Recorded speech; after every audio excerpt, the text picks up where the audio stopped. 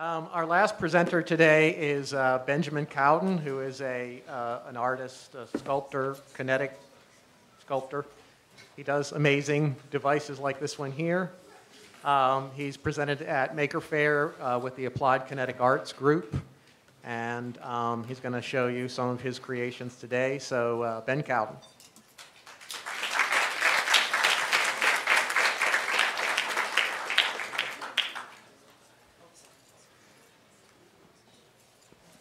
Hello? Where's the thing?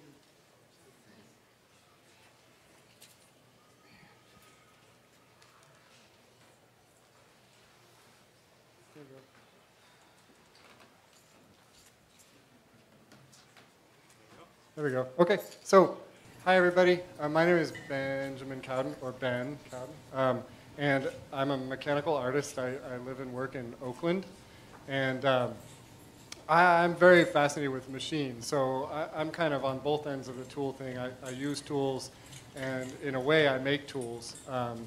They don't do a whole lot most of the time, but I'm really fascinated with mechanical movement, with achieving really unpredictable, unexpected, organic movements, pseudo-random movements by using weird gear ratios and weird things like this thing up here, which you're looking at. This is the result of a double piston, two pistons, one inside the other. You can kind of see them there, that are pushing and pulling on these arms that have this, it's called a 4-bar arrangement that lifts these brass bowls up and down. So that kind of organic, somewhat unexpected movement, I really like. When I was designing this piece, I was thinking about jellyfish.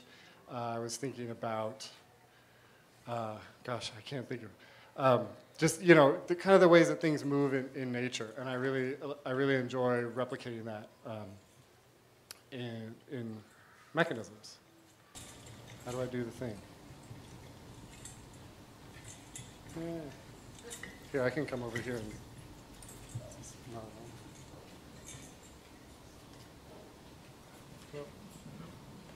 There we go. So, here's my studio. I just thought I'd show you a picture of it so you could see my horrible mess that I work in. Just like Tim before, you know, I like to have a big, nice metal table in the middle, and underneath that table is hidden a little tiny TIG welder. That's how I put most things together. TIG is a kind of a delicate welding process, but it makes little neat welds, which I like. I also have a little mini mill on the table you can see there. The mini mill is actually here today. I brought it along to do a gear making demo, so it's out kind of at the far end of the floor. And then I have a little lathe. All my tools are pretty small. I work relatively small. And I find that way, when I have to move all the way across the country to come to California, I don't have to rent a whole flatbed truck, even though it was still quite a move. So I started making machines in 2005, and most of my early work was figurative. I was using either small human figurines or elements of a human body, like the tongue on the lollipop licking machine that's out on the floor today, or as you can see in the lower left-hand corner, just the head. I was really interested in looking at human experience through a machine. So the machine is a metaphor for a human body, but also just for a human experience or an idea. More recently, I've really discovered that people naturally relate to machines as though they're humans, even without a figurative element. So people see themselves in machines, maybe because they move, maybe because it's some sort of nostalgic thing. You know, we do the work that machines do, etc. I don't know what it is, but I found this is a good example. This is a machine I made a couple of years ago, and you can see this little leg kicking the turntable, and it's definitely not a human leg. It doesn't look anything like a human leg, but people see a leg there. They see a foot, and they see themselves in the machine. So even without trying, I find that people can relate to my work even without any kind of figurative stuff. So, but I want to talk not just about what I do, but kind of how I do it, how I work. This machine, which is actually sitting over here on this table, is called the Corpse Reviver. It usually makes a cocktail called a Corpse Reviver number 2. I have the recipe if you guys want it later. But I want to talk about the process I went through to make this machine. These are my first sketches. This is just a shot from my sketchbook.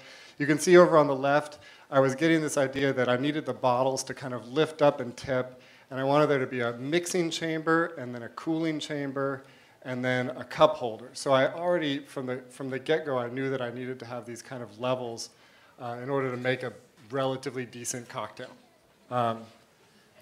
So then, as I refined my ideas, I did more sketches. I kind of zeroed in on how I actually wanted this thing to look, not just how I wanted it to work. So these are some sketches from later on. You can kind of see I've worked out these different levers and connections and stuff like that. So then I went into the computer. I started doing CAD drafting. If there are any drafters or modelers in the audience, you're probably going to be thoroughly unimpressed with my CAD skills. I do everything. Nowadays, I work in 3D CAD sometimes, but this was all done in 2D CAD. So I was just working on a flat plane, trying to work out the mechanism and the geometry. I mostly use CAD to come up with dimensions. So if I know that this part's going to be 12 inches, then this part has to be how long to move the right way, right? And I also use CAD to come up with laser cutting patterns. So a lot of my parts, instead of painstakingly making them myself, I send them to a laser cutting shop or a water jet cutting shop, and I have them cut out. So you can see here from left to right, I'm working out the geometry, the movement. This is a plan view of the cocktail machine. So if you were looking at it from above like a bird, yes, okay. And then as you move to the right, I'm refining the pieces, and those pieces on the right are what I actually had laser cut. So this is me with a jig, a wooden jig that I used to actually assemble the machine and weld the parts on. That was all just little TIG welds. These are adding the laser cut parts. And here I'm working on the left, you see all the little bits that go into the levers that push the bottles, and then on the right, everything is being assembled. And then there you have it. This is what it looks like when it's normally in operation with candles at night. This is a steampunk fundraiser event that I brought the thing to. And then after the talk, after we're all done, we're going to have some juice cocktails over here so you guys can see it in action. But I wanted to finish up with a recent piece. This is a piece I just finished actually a couple weeks ago. You'll see in a minute all those little lines that are radiating out from this machine are porcupine quills.